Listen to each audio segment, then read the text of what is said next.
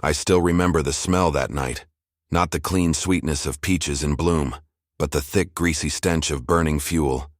It's the kind of scent that sticks in your throat, crawls behind your eyes, and won't wash off no matter how many times you shower. People think fire smells like smoke and pine and wood. It doesn't. It smells like loss. That night, the loss was mine. The orchard had been in my family for 3 generations. My granddad planted the first rows of red havens in 1956.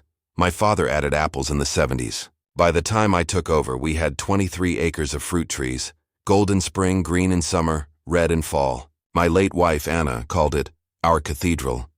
She said the trees prayed with their colors.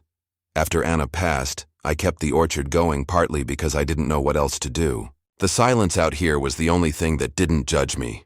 Then came the HOA.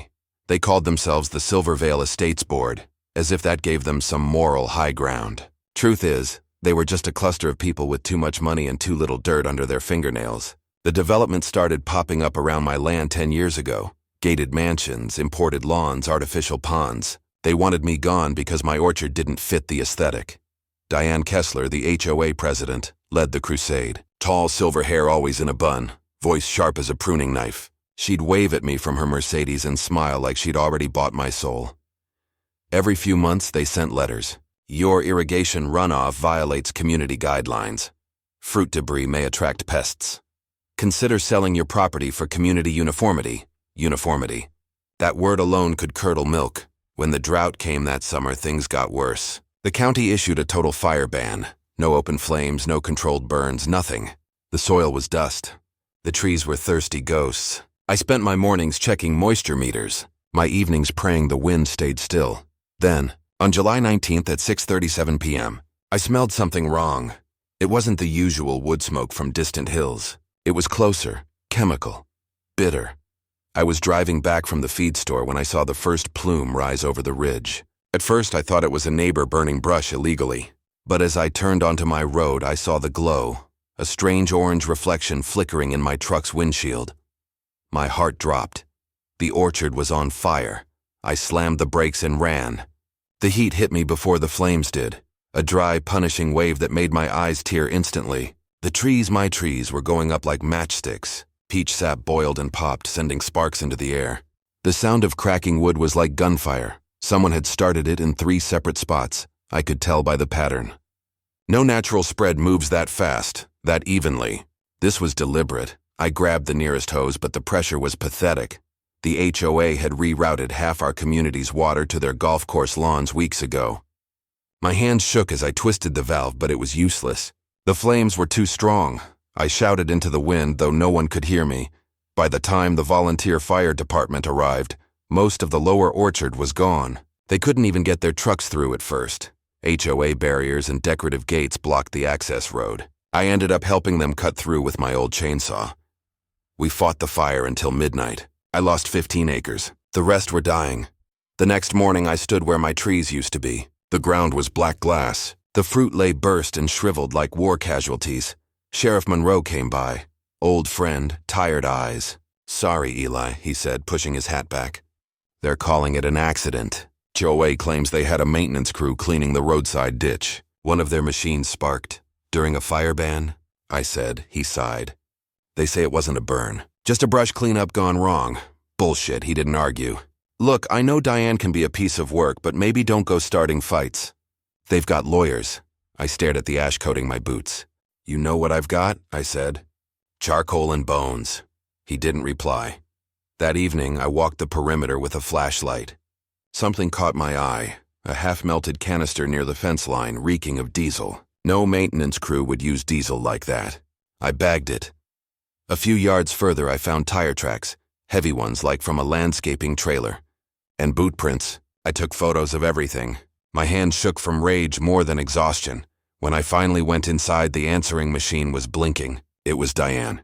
"Eli, I hope you're doing okay. Tragic thing that happened. The board's insurance might be able to help if you file a community impact claim. Oh, and please remember to clean up the burned debris soon.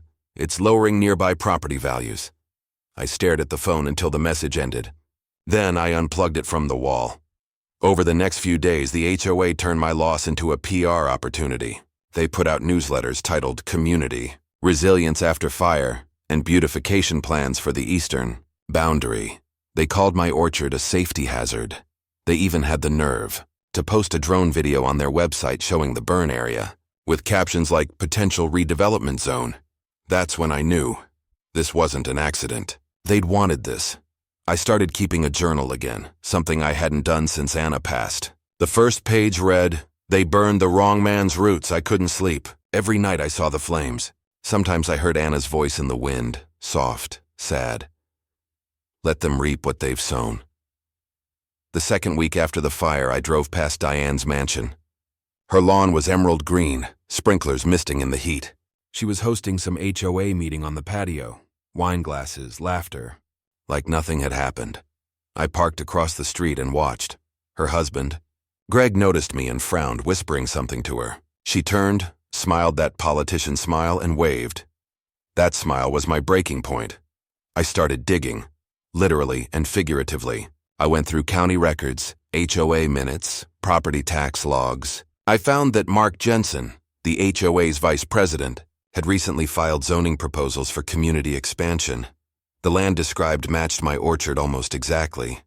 Then, through a friend at the local hardware store, I found out who bought 3 barrels of diesel and ignition gel the day before the fire. The receipt said Jensen Landscaping. They hadn't even tried to hide it. One night I sat on the porch watching the blackened field. A wind kicked up, dry and warm, whispering through the dead branches that still stood like gravestones. The smell of char lingered, but underneath it I caught something else. Moisture. I walked out with a lantern. There, near the center of the ruin, a single green shoot had pushed through the ash. A peach sapling, barely 3 inches tall. For the first time since the fire, I smiled. 2 days later, Sophie Tran showed up at my gate. She was a reporter for the Silver Vale Chronicle, young, curious, camera slung over her shoulder. "Mr. Parker," she said, "mind if I ask about the fire?" "Everyone else has already asked," I said. "You'll get the same answer. They did it." She raised an eyebrow. "They?" "The HOA, Kessler and Jensen. They wanted my land." The fire gave them an excuse. She didn't laugh or argue. She just nodded slowly and said, "Can I see where it started?" We walked the field together. I showed her the melted diesel can, the tire tracks. She took photos. Her eyes sharpened with each click. "This isn't random," she muttered. "You've got something here." "Yeah," I said. "Ashes. That night, lightning flashed far off in the hills. Dry lightning, no rain." I watched from the porch as the wind changed direction, blowing west to east for the first time in weeks. It carried the faint smell of scorched pine, and something else I couldn't name. Maybe it was just my imagination, but I swore I saw a flicker of orange among the distant hills, moving against the wind, almost as if the fire had learned to find its way home. I didn't know it then, but that was the night the real story began. Not the one about loss, but about what comes crawling out of the ashes when you burn the wrong man's roots. There's something strange about silence after a fire. It's heavier than you'd think, like the world's holding its breath, waiting to see if the flames come back. The birds didn't return for weeks. The air felt dead even when the wind blew.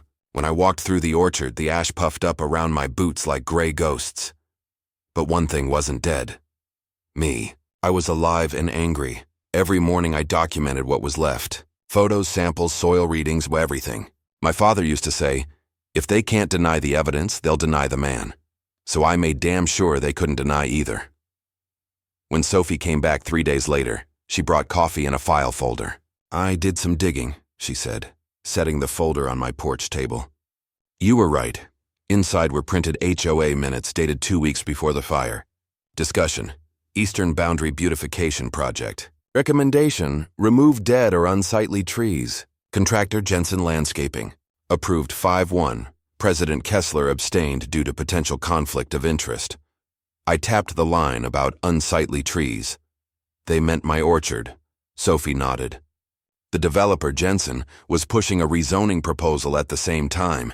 He wanted to build luxury rentals along your land. And the fire helped clear the zoning issue. Exactly. Now they're calling your burned orchard a community renewal opportunity. I leaned back, jaw tight. So they torch my family's legacy and call it renewal. Sophie sipped her coffee, then looked me in the eye. "If you're willing to go on record, I can run this story. I hesitated. Part of me wanted the world to see what they'd done. Another part knew what happened to people who crossed Diane Kessler. They got buried under lawsuits and social exile. Still, I said, print it. Every word. That evening I sat by the fire pit. Unlit, of course. The ban was still in place, and reread Anna's old notebook. She used to keep records of every tree, every harvest. Her handwriting danced across the pages like she was still alive. At the back, she'd written something I'd never noticed before. The orchard survives what the world forgets. I closed the book and looked out at the hills. The sapling I'd found had grown another inch. Maybe it was luck, maybe defiance. Either way, it was surviving. I decided to do the same. The Chronicle ran Sophie's story a week later. HOA under fire for illegal burn. During state ban, local orchard owner speaks out. They used a photo of me standing amid the blackened trees. I looked older than my 42 years, like the fire had burned time too. For 2 days, Silver Vale buzzed with gossip. Some residents were furious with the HOA. Others called me a liar trying to cash in on tragedy. Then Diane held a press conference. She stood in front of her pristine white mansion, cameras flashing, and said, "Our hearts go out to Mr. Parker." But the fire was a tragic accident. The board acted within all community guidelines. "We are working with county officials to ensure safety moving forward." Behind her, Mark Jensen nodded like a trained dog. Sophie called me afterward. "They're spinning it hard, but people are asking questions. The insurance clause, the fire ban, the zoning. It's not over," I thanked her. Still, something in me didn't believe that the truth alone would fix anything. People like Diane didn't fear truth. They feared consequence. A few nights later, I woke to the sound of a car idling outside. When I went to the window, I saw headlights sweeping across the field. A black SUV unmarked. I grabbed my flashlight and stepped onto the porch. "Can I help you?" I called out. The engine revved and the SUV sped away, tires spitting gravel. The next morning, I found fresh tire tracks right where the diesel can had been. Someone was checking the scene, maybe to make sure I hadn't found something they'd left behind. They didn't know I'd already found everything I needed. By August, the drought worsened. Even the HOA lawn started to yellow. The county issued a new bulletin. Extreme fire danger, level 5. No open flames. Violations subject to fines and prosecution. I laughed when I read it. Too late for me, but the irony wasn't lost. The same people who'd broken the ban to destroy my orchard were now under stricter rules. The wind patterns changed, too. Strange shifts, unpredictable gusts. The firefighters at the station called it backward wind, something that happens when pressure zones flip unexpectedly. I didn't understand the science, but I felt it. The air had weight again, like the world was turning in my favor. Sophie visited again, bringing county permit records she'd pulled through a friend. "Look at this," she said. "The HOA never filed a fire mitigation plan. They faked the signatures." I flipped through the papers. Diane's neat cursive was there, and Sheriff Monroe's, except I knew Lyle didn't sign it. "You sure these are real copies?" I asked. "Straight from the county database. I called Monroe that night." "You ever sign a fire plan for Silver Vale?" He sighed. "No, but they asked me to." I refused. "Well, your name's on it." There was a long pause. "Eli, if that's true, someone's in deep." I looked out the window at the horizon, a dull red glow from distant heat lightning. "Good," I said. "It's about time." 2 days later, Monroe came to see me in person. He parked his dusty cruiser in my driveway and shut the door like it weighed a ton. "You were right," he said. "I checked the county archives. That document's a forgery. Jensen filed it with a fake approval signature. Can you charge them?" He rubbed his jaw. "Not yet. I need a confession or proof of intent." "You mean proof they meant to burn me out?" "Exactly." I went quiet for a moment, then said, "Then maybe it's time they got a taste of their own fire." He frowned. "Eli, don't do something stupid." I smiled, not reassuringly. "I don't have to. Nature's already on my side." That night the wind shifted again. The weatherman on TV called it the strongest dry gusts in a decade. I walked out to the field where the sapling now stood waist high. The ground around it was cracked, but green veins had started to appear beneath the ash. The orchard wasn't done yet. It was preparing for something. I felt the air vibrate, faint but real. The trees that remained, charred skeletons, creaked as if whispering to each other. Then I saw the first spark. tiny, blue-white, flickering near the base of one trunk. It should have been impossible. No matches, no lightning, no fuel. But it danced there for a moment, then vanished. I blinked. Maybe it was static or my tired eyes. But part of me knew better. The fire wasn't gone. It was waiting. The next weekend, the HOA held their annual summer gala. $5 million worth of houses gleaming under string lights. Champagne fountains, music, fireworks during a ban. I wasn't invited, of course, but I didn't need an invitation to watch. From my porch, I could see the flicker of their celebration across the valley. Sophie texted me, "You seeing this? They're breaking the ban again, yeah. Want to call it in? No, why not? Because they already lit the match." I set my phone down and stared out at the darkness. The wind blew westward, toward the HOA. The smell of char returned, faint but unmistakable. Around midnight, the power flickered across the valley. A transformer popped, echoing like distant thunder. Then the first alarm. A red bloom rose behind Diane's mansion. Fire. For a second, I thought someone was burning fireworks debris, but the glow grew fast and fierce. The wind, that strange backward wind, carried sparks east to west, the exact direction my orchard had burned. The fire was moving backward, and I swear on my father's grave, I didn't strike a single match. I stood on the porch as the sirens wailed, the sky turning orange again. It was beautiful and terrible all at once, nature reclaiming balance. The fire stopped exactly where my orchard began, as if the land itself remembered. The next morning, I drove down to the HOA's gated entrance. The mansions were black husks, roofs caved in, lawns melted into glass. Diane stood near the rubble of her house, wrapped in a blanket, face streaked with soot. When she saw me, she whispered, "You did this." I looked at the scorched hillside and shook my head. "No, Diane, you did," she didn't respond. Maybe she knew I was right. The investigation would take months, but even before it started, word spread. The HOA had ignored multiple warnings, hosted an illegal event, and used banned fireworks. Jensen's company was caught falsifying permits and storing fuel canisters behind the clubhouse. Sophie's follow-up headline read, "Flames return to Silver Vale. Illegal HOA party sparks $5 million blaze." No one believed in karma until that day. But I did. Because when I walked back home that evening, the sapling had bloomed, tiny pink petals against the blackened field. The orchard was coming back, and so was I. They called it an act of God. That's what the news said the morning after the blaze. The same words the insurance companies used when they didn't want to pay. I stood at the edge of my land, watching smoke curl like question marks over the valley, and thought, if this was an act of God, maybe he finally took my side. The fire had skipped every natural barrier. It leapt the paved road, ignored the green belts, and traced a path that looked too deliberate to be chance. From the ridge I could see black scars snaking through the subdivision, each one starting near the spot where Diane's party had launched fireworks. The gust should have carried the sparks east toward my land. Instead, the wind had reversed midnight, driving the flames back across their perfect lawns. The backward wind. I'd felt it for weeks. Sheriff Monroe's cruiser crawled up my drive around noon. He climbed out slowly, hat low against the ashfall, face gray with exhaustion. "Hell of a night," he said. "Depends who you ask."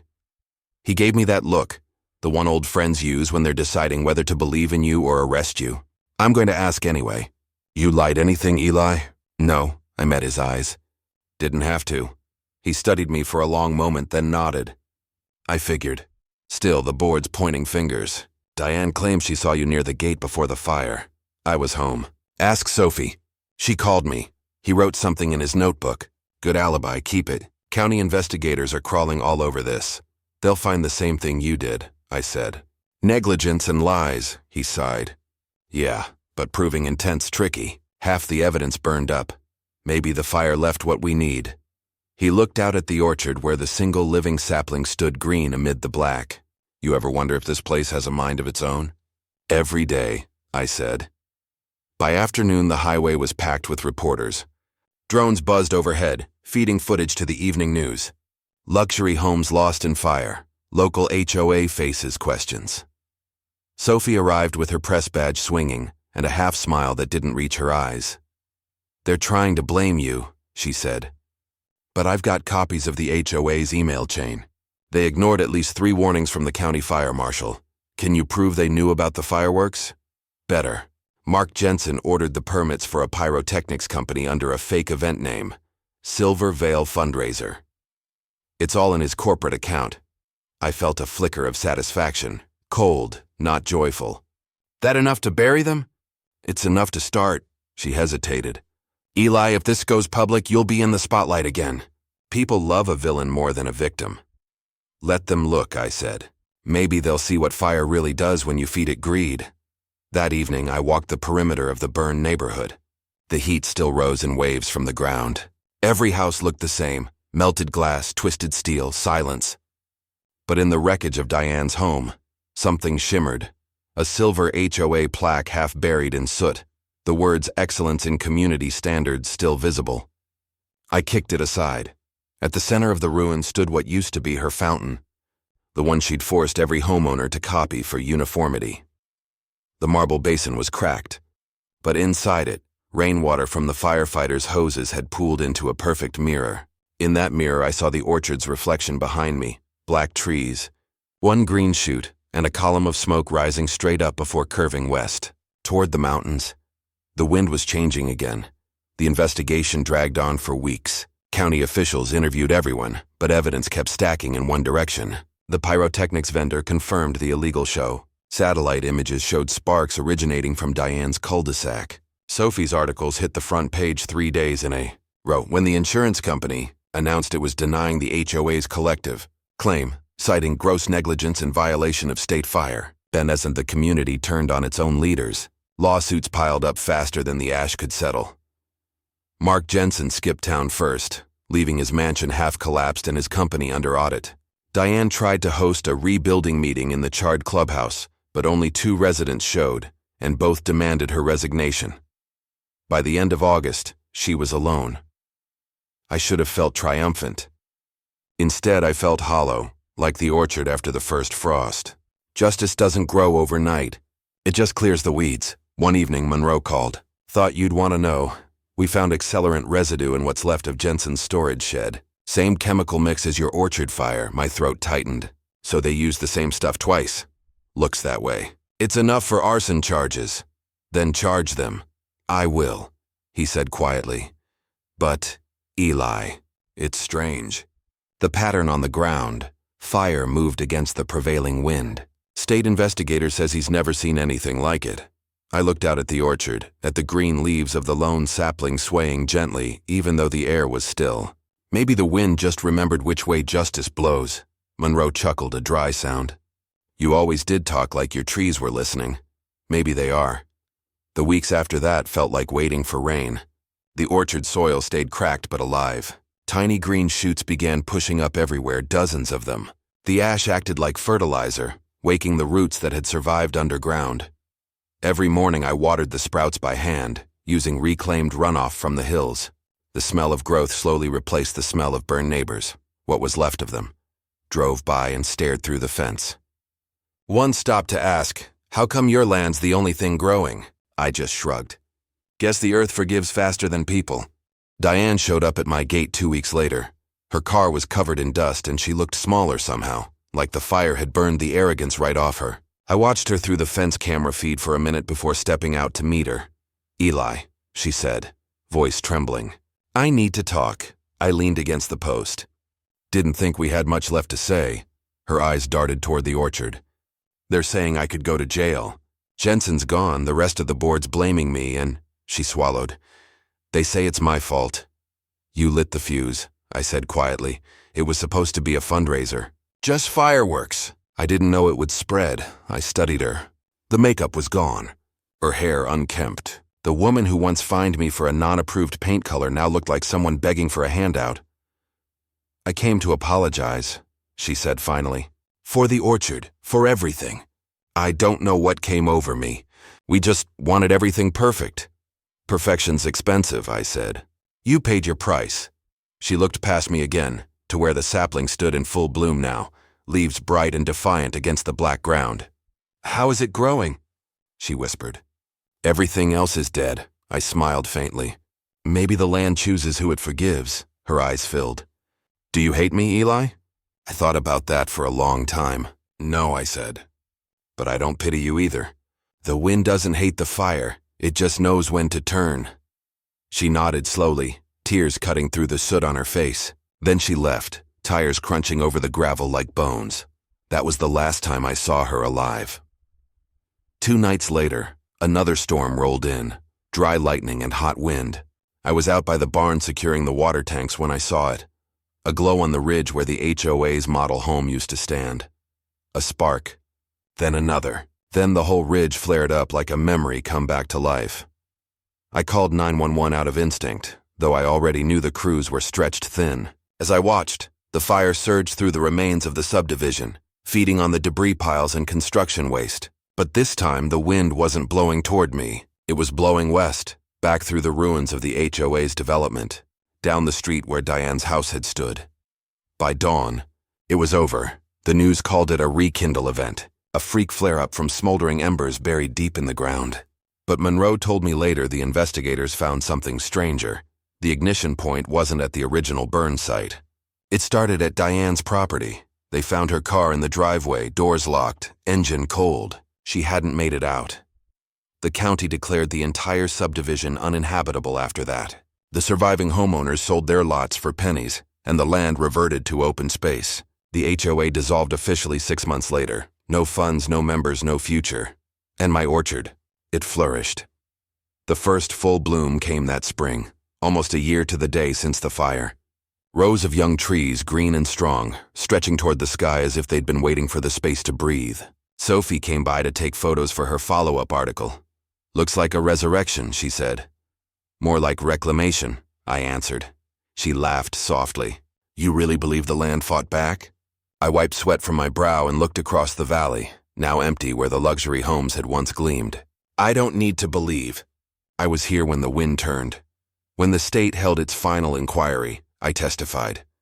Not as a victim, not as an accuser, but as a witness. I told them what I'd seen, the sparks, the wind shift, the unnatural way the fire moved. The panel nodded politely but chalked it up to unpredictable atmospheric conditions. Fine by me. Not everything needs a name. Monroe caught me in the hallway afterward. "You know," he said, "some folks around here are saying the land cursed them." I shrugged. "Maybe it just remembered who cared for it," he smiled. "You planning again next season?" "Already started. Apples this time, something that lasts." By summer, the hills were green again and the birds came back. The charred fences rotted away, and grass grew where concrete once lay. When I walked the rows at dawn, the air smelled like renewal and rain, clean, forgiving. Sometimes I'd find bits of melted metal in the soil, nails, bolts, fragments of signs that once told people what color their mailbox had to be. I'd collect them in a bucket, not out of spite, but as reminders. Everything built on control eventually rusts. Sophie's story went viral, the fire that turned back. She wrote about the greed of the HOA, the arrogance of perfection, and the quiet persistence of one farmer who refused to move. People sent letters, donations, offers to help rebuild. I accepted none of them. The land had already given me what I needed. One morning, months later, a soft wind passed through the orchard. It carried the scent of blossoms and ash, the same blend that had hung in the air that first terrible night. I stood beneath the largest new tree and listened. The leaves rustled, whispering something I almost understood. Maybe gratitude, maybe warning. I closed my eyes. "I know," I said aloud. "We remember." And when I opened them, the wind was gone, leaving only the stillness of growth behind. The orchard, my orchard, lived, and the fire never came this way again. A year after the second fire, dawn looked different. The sun still came up from behind the ridge, but the light no longer felt harsh. It spilled over the valley like something earned. My orchard, rows of young apple and pear trees, caught the glow and turned it gold. Every morning I walked the same path I used to take when everything was ash. The ground is soft now, almost spongy under the grass that has grown back. A few charred stumps still poke through like memorial stones. I leave them there on purpose. They remind me that the fire didn't erase me. It rewrote me. Sophie came back in the spring with a small film crew. She said her paper wanted to turn the story into a short documentary. "People need to see how the land came back," she told me, "and how you did too." I let them set up cameras at the edge of the orchard. The hum of their drones mixed with the rustle of leaves. Two kinds of wings circling the same sky. While they filmed, I talked about soil more than revenge, how ash feeds seedlings, how roots find the memory of water even after a drought. I mentioned the HOA only once.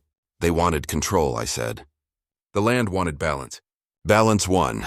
When the film aired online, I expected to feel exposed again. Instead, letters arrived from other farmers, firefighters, even a few ex-HOA members from other towns. They all said the same thing. You made me want to start over. That was strange comfort. The state still held on to the burned subdivision as public property. One afternoon, I walked down the old streets. The pavement was cracked, but nature had already moved in. Poplars growing through driveways, birds nesting in what used to be mailboxes. The silence felt honest. At the center of what once was the HOA clubhouse stood a small sign put up by the county. Silver Vale, open space. Revegetation project in progress. Please respect the land. Someone had planted wildflowers where the fountain used to spray. Bees floated above the blossoms. I touched the signpost and whispered, "You're finally something useful." A month later, Monroe came by in his truck. "Brought you something," he said, handing me an envelope.